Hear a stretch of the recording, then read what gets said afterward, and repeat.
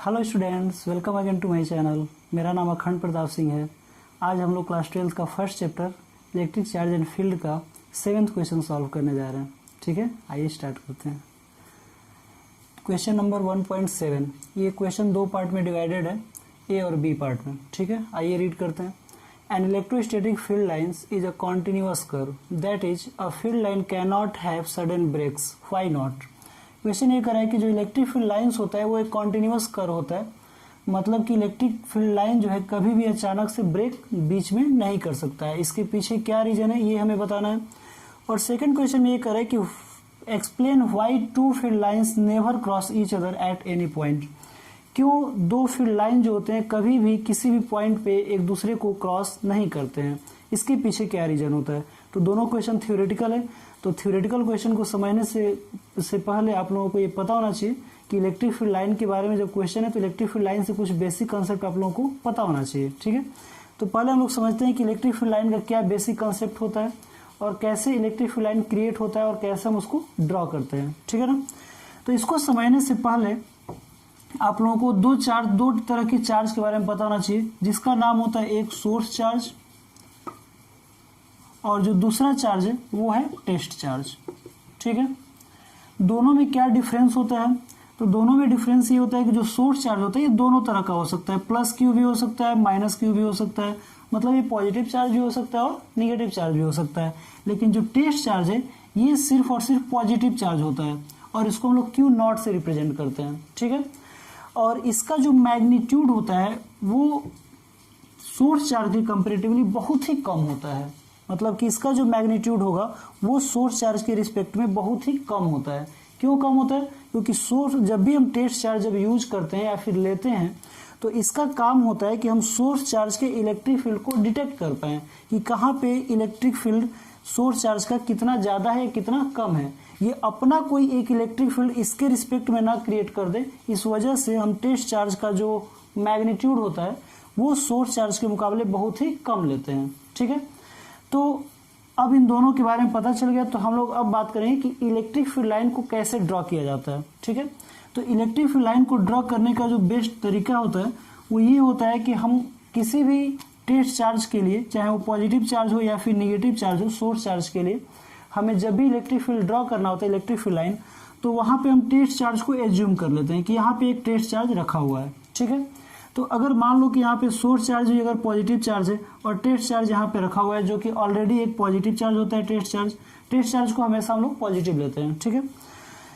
तो अब बताइए कि यहाँ पे जब इसको रखेंगे तो ये इसके साथ कैसे बिहेव करेगा, कैसा रिएक्ट करेगा। तो जाहिर सी बात है, क्योंकि सभी लोगों को पता है कि जो लाइक चार्ज होते हैं वो ऑलवेज क्या करते हैं, एक दूसरे को रिपेल करते हैं। Like charge always repel each other, और इस वजह से जो प्लस क्यू ये टेस्ट चार्ज को रिपेल करेगा और लिनियरली रिपेल करेगा, और जब लिनियरली रिपेल करेगा तो एक लाइन में ये एक दूसरे को रिपेल करते हुए एक आगे की तरफ डिस्प्लेस हो जाएगा, और जो इसका पाथ बनेगा डिस्प्लेसमेंट के द्वारा, उसी पाथ को जब हम लोग एक लाइन से ड्रॉ करेंगे तो उसी लाइन को हम लोग कहते हैं इलेक्ट्रिक फील्ड लाइन। समझ में आ रहा है, जब सोर्स चार्ज के पास में उसके आसपास अगर कोई टेस्ट चार्ज को एज्यूम करते हैं, और जब सोर्स चार्ज उस टेस्ट चार्ज को जब रिपेल करता है या फिर अट्रैक्ट करता है, अगर सोर्स चार्ज निगेटिव हुआ तो अट्रैक्ट भी कर सकता है, तो उसका जो भी पाथ होता है उस पाथ को जब हम लोग एक लाइन बना देते हैं, उसी लाइन को हम लोग क्या करते हैं, इलेक्ट्रोस्टैटिक फील्ड लाइन कहते हैं। ठीक है, और जिस डायरेक्शन में वो जाता है उस डायरेक्शन में हम एरो भी लगा देते हैं, तो हमारा जो इलेक्ट्रिक फील्ड लाइन होता है वो दोनों चीज बताता है, इलेक्ट्रिक फील्ड की इंटेंसिटी भी बताता है और इलेक्ट्रिक फील्ड का डायरेक्शन भी बताता है। तो जिस डायरेक्शन में एरो लगा होता है वो इलेक्ट्रिक फील्ड का डायरेक्शन बताता है, और जिस रीजन में इलेक्ट्रिक फील्ड लाइंस ज़्यादा संख्या में होता है, उसकी डेंसिटी ज़्यादा होती है, वहाँ पे माना जाता है कि इलेक्ट्रिक फील्ड की इंटेंसिटी ज़्यादा होती है। और जिस रीजन में इलेक्ट्रिक फील्ड लाइन की जो डेंसिटी है अगर वो कम हो रही है या कम होती है, तो माना जाता है कि रिस्पेक्टिवली उस रीजन में इलेक्ट्रिक फील्ड की इंटेंसिटी क्या है, कम है। ठीक है, तो ये हमारा कहानी है किसका, इलेक्ट्रिक फील्ड लाइन का। अब हम क्वेश्चन को पढ़ते हैं और फिर समझते हैं कि इस कंसेप्ट से कैसे हम इस क्वेश्चन का रिप्लाई कर सकते हैं। तो क्वेश्चन ये कर रहा है कि an electrostatic field line is a continuous curve. बिल्कुल कॉन्टिन्यूअस कर्व होता है, क्योंकि जब ये इसको रिपेल करेगा तो कॉन्टिन्यूअस ही आगे की तरफ भागेगा, क्योंकि उसके ऊपर जो भी ये फोर्स लगाएगा वो एक कॉन्टिन्यूअस फोर्स होगा, जो कि डिस्टेंस के साथ साथ धीरे धीरे उस ग्रेजुअली उस फोर्स की इंटेंसिटी कम होता जाएगा और ये आगे की तरफ धीरे धीरे बढ़ता जाएगा। तो ये एक कॉन्टिन्यूअस कर्व बनाता है। ठीक है, तो कह रहा है कि field line can not have sudden break. तो क्यों ये एक फील्ड लाइन सडन ब्रेक नहीं कर सकता है? तो जाहिर सी बात है नहीं करेगा। क्यों नहीं करेगा? क्योंकि अगर ये बीच में अगर सडन ब्रेक कर सकता है, मान लो कि यहाँ पे ये ब्रेक करके और फिर यहाँ से हम लाइन ड्रॉ कर दिए, तो इसका क्या मतलब होगा? इसका मतलब ये होगा कि ये टेस्ट चार्ज भागते भागते यहाँ तक आया और फिर बीच में वो गायब हो गया और फिर यहाँ पे प्रकट हो गया और फिर यहाँ से चलने लगा। तो क्या ऐसा संभव है क्या? जो टेस्ट चार्ज होता है वो कोई मिस्टर इंडिया थोड़ी है कि यहाँ से यहाँ तक जाएगा और फिर बीच में गायब हो जाएगा और फिर यहाँ से प्रकट होगा और फिर यहाँ से चलना शुरू करेगा।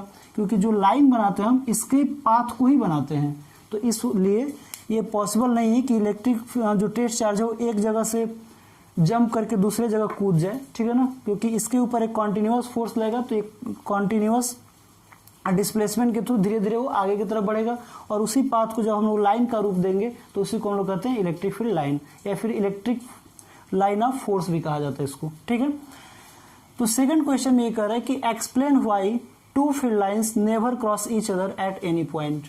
क्यों इलेक्ट्रिक फील्ड लाइन कभी भी किसी भी पॉइंट पे दो इलेक्ट्रिक फील्ड लाइन एक दूसरे को इंटरसेक्ट नहीं कर सकता है, क्रॉस नहीं कर सकता है। ठीक है, तो उसके पीछे का रीजन ये है कि जो इलेक्ट्रिक फील्ड लाइंस होता है जनरली वो एक इलेक्ट्रिक फील्ड को रिप्रेजेंट करता है, जो कि एक वेक्टर क्वांटिटी होता है।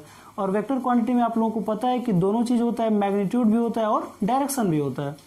तो मैग्नीट्यूड की बात तो मैंने पहले ही कर दिया कि जिस रीजन में इलेक्ट्रिक फील्ड लाइन की डेंसिटी ज़्यादा होगी वहाँ पे इलेक्ट्रिक फील्ड की इंटेंसिटी ज़्यादा मानेंगे, और जिस रीजन में इलेक्ट्रिक फील्ड लाइन की डेंसिटी कम होगा उस रीजन में इलेक्ट्रिक फील्ड की इंटेंसिटी कम मानेंगे। ठीक है ना, लेकिन डायरेक्शन को कैसे रिप्रेजेंट करता है? तो जो डायरेक्शन होता है इलेक्ट्रिक फील्ड लाइन का, उसी डायरेक्शन को हम लोग कहते हैं कि इलेक्ट्रिक फील्ड लाइन का इलेक्ट्रिक फील्ड का डायरेक्शन है। अगर मान लो कि किसी ऐसा कंस्ट्रक्शन अगर बनाए, जैसे मान लो कि कोई पॉजिटिव चार्ज या नेगेटिव चार्ज के बीच में दो सोर्स चार्ज ले लेते हैं, पेयर ऑफ सोर्स चार्ज है, पॉजिटिव चार्ज और नेगेटिव चार्ज, और इनके बीच में अगर हम लोग ड्रॉ करते हैं इलेक्ट्रिक फील्ड लाइन तो एक कर्व भी बनता है। ठीक है ना, जो कि हमेशा पॉजिटिव टू नेगेटिव के डायरेक्शन में होता है। तो अगर कहीं पे इलेक्ट्रिक फील्ड लाइन स्ट्रेट ना होकर अगर कहीं पे कर्व है, ठीक है, तो अगर उस कर्व पे किसी भी पॉइंट पे अगर हमें डायरेक्शन चाहिए होता है तो वहां पे हम लोग एक टेंजेंट ड्रॉ कर देते हैं। टेंजेंट का मतलब स्पर्श रेखा होता है हिंदी में। ठीक है ना, तो उसके ऊपर एक टेंजेंट ड्रॉ कर देते हैं और जो टेंजेंट का डायरेक्शन होता है ना, उस पॉइंट पे वही इलेक्ट्रिक फील्ड का डायरेक्शन माना जाता है।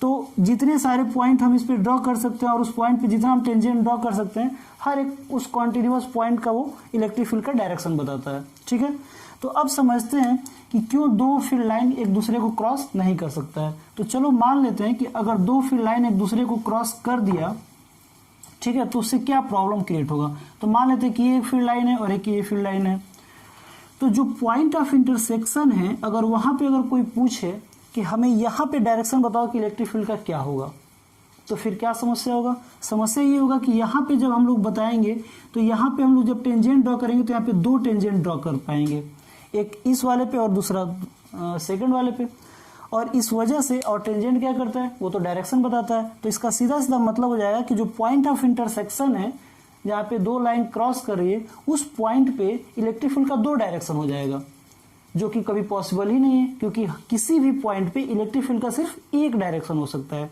दो डायरेक्शन नहीं हो सकता है। इस वजह से कभी भी हम दो लाइन एक दूसरे को क्रॉस नहीं करती है। ठीक है, आइए इसका आंसर नोट कर लेते हैं।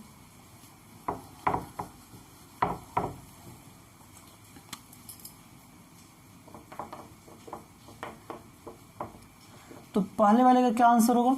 कह रहा है कि an electrostatic field line is a continuous curve. ठीक है, that is a field line can not have sudden break. Why not? क्यों सडन ब्रेक नहीं करता है? क्योंकि जो टेस्ट चार्ज होता है वो कॉन्टिन्यूअस मूव करता है, बिकॉज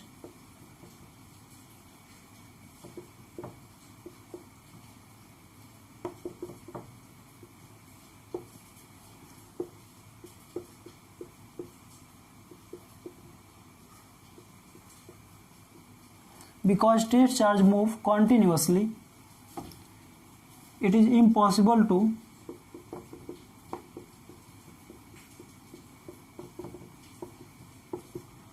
jump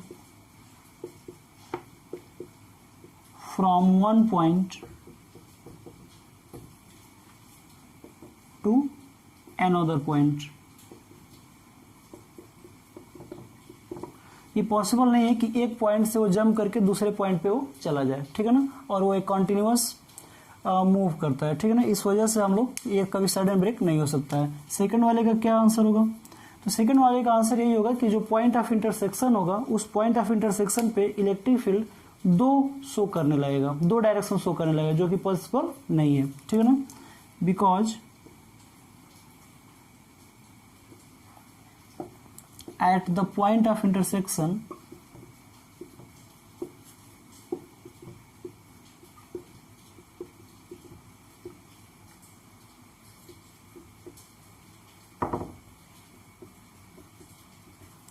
electric field